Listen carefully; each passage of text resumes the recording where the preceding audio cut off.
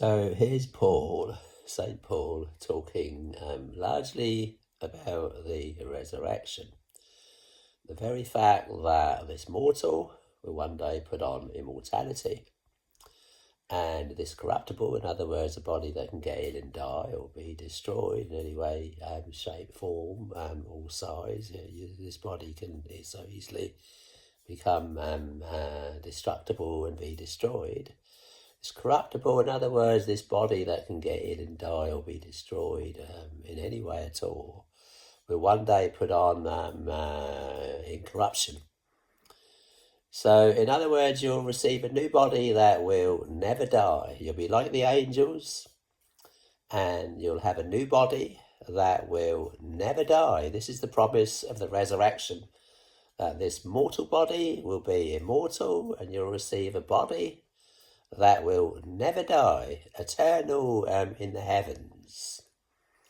So this is what Paul is talking about when he talks about the resurrection, the very fact that those that have received Jesus Christ, that receive his testimony that he died, took his last breath on the cross when God forsook him. In this, dying in a separation from God, therefore dying the death of a sinner. To be a sinner is to be separated from God. It's sin that separates us from God, because God's Spirit cannot have anything to do with sin. God declines in every way to do evil. He will never, ever compromise with evil. Jesus never, ever, ever compromised with evil. His whole life, he did everything right, and therefore died the death of a sinner when God forsook him 6 hours into his ordeal on the cross. God forsook him. This is what killed him, separation from God.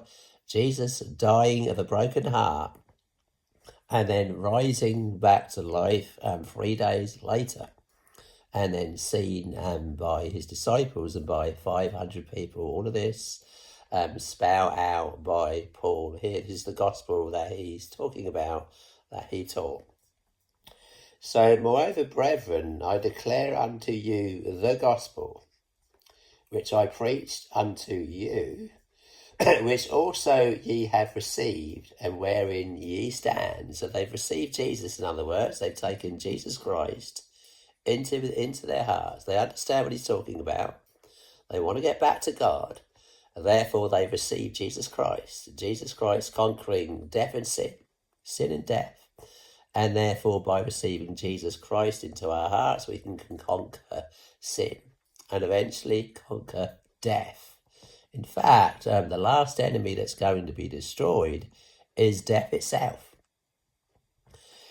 So by which also ye are saved. In other words, you can get back to God, Jesus Christ being the only way back to God. Jesus, after his ministry on earth, ascends back to God. There's no man that ascended into heaven, the Son of Man, which came down from heaven.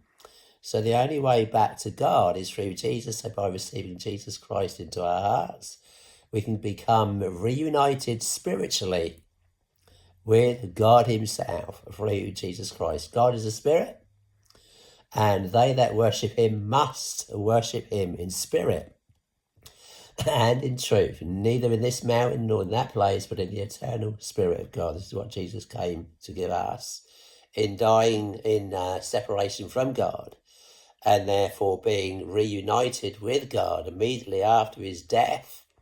He was quickened, in other words, made alive spiritually by God, and then he went on down into the underworld to preach to the spirits that were in prison down there, to give them the gospel.